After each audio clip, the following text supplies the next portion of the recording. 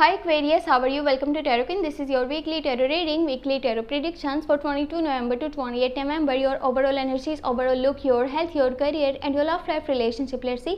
ये आपके लिए वीकली टैरो रीडिंग है, वीकली टैरो प्रेडिक्शंस है। 22 नवंबर से लेकर के 28 नवंबर आपकी लाइफ में क्या चेंजेस आने वाले हैं, आपकी सेहत कैसी रहेगी, आपका करियर और आपकी लव लाइफ रिलेशनशिप देख लेते हैं इस रीडिंग में। अगर आपको रीडिंग पसंद है आपने लास्ट में वीडियो को लाइक कर लेना है। अगर आप चैनल पर न्यू है सब्सक्राइब कर लीजिएगा, घंटी को ऑन करके ऑल पे सेलेक्ट कर लीजिएगा। पर्सनली कुछ भी पूछना चाहें, रीडिंग लेना चाहें तो व्हाट्सएप का नंबर आपको वीडियो के डिस्क्रिप्शन बॉक्स में चैनल के अबाउट सेक्शन में मिल जाएगा।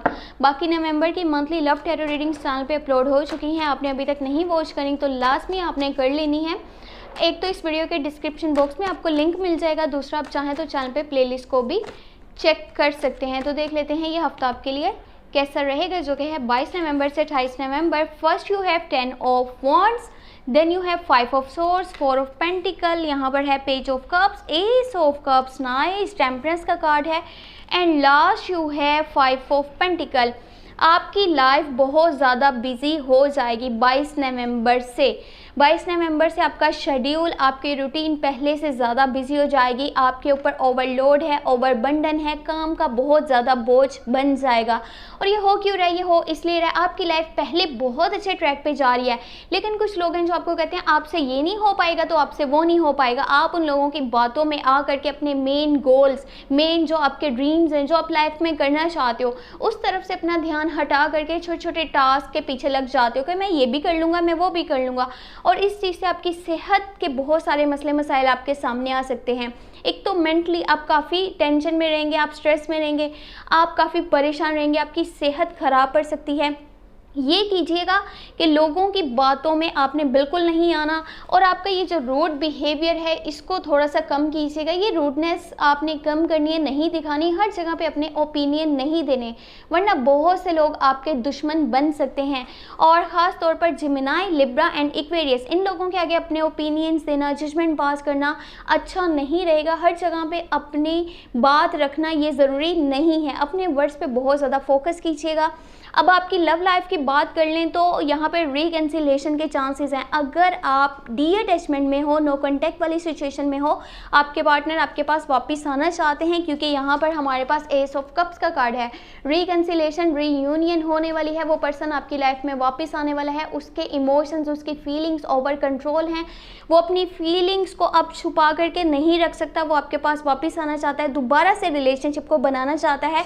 किसी के दिल में आपके लिए बहुत ज़्यादा बात है, फीलिंग्स है, इमोशंस है, आपको हमेशा के लिए अपने साथ रखना चाहते हैं, अपने साथ चलाना चाहते हैं और आपकी केयर करना चाहते हैं, हमेशा आपके सारे ख्वाबों को पूरा करना चाहते हैं। ये किसी पर्सन के दिल में आपके लिए फीलिंग्स नज़र आ रही हैं। वेल, आपके दिल में भी किसी के लिए फीलिंग्स है और वो पर्सन स्कॉर्पियो, कैंसर, पाइसेस हो सकता है।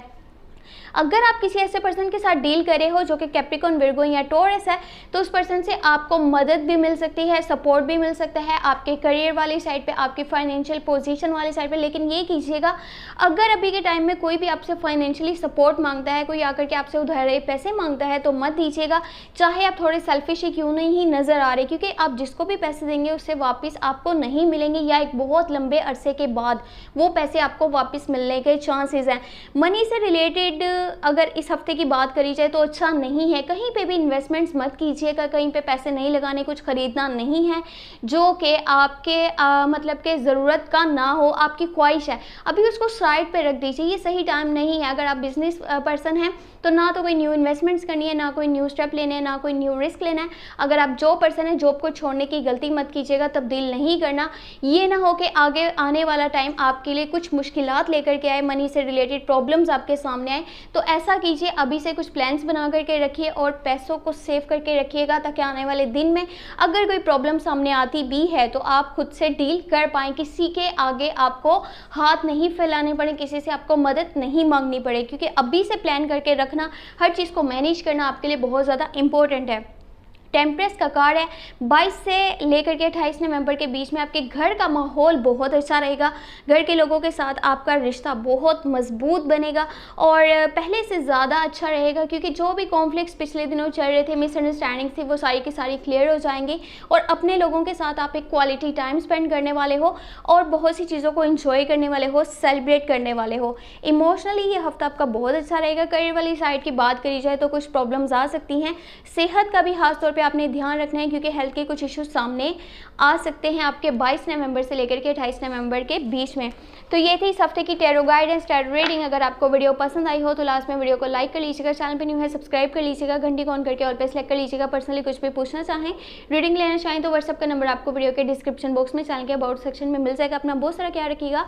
Thank you so much, take care, bye bye.